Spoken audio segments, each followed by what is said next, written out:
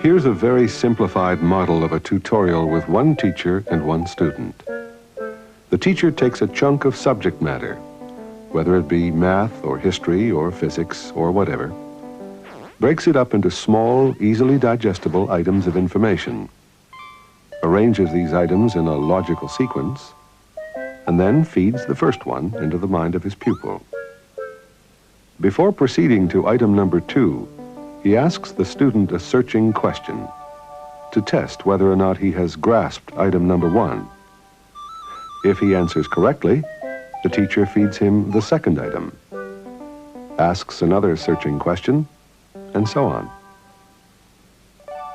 But if the student answers incorrectly, the teacher feeds him the first item again, perhaps presenting it from another angle this time, or breaking it down into even tinier units. And he will go on doing this until he is quite certain that his pupil has understood item number 1, and it is safe to proceed to the next unit of information.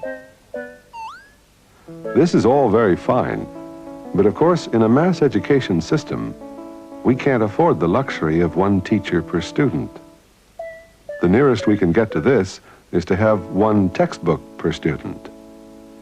And back in the 1950s, this gave the educational psychologists an idea.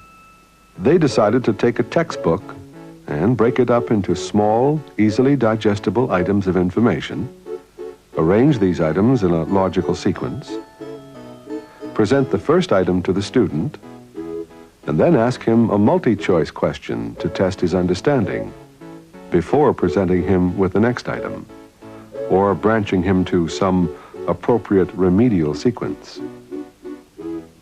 Programmed instruction was born, a first attempt at an automated tutorial.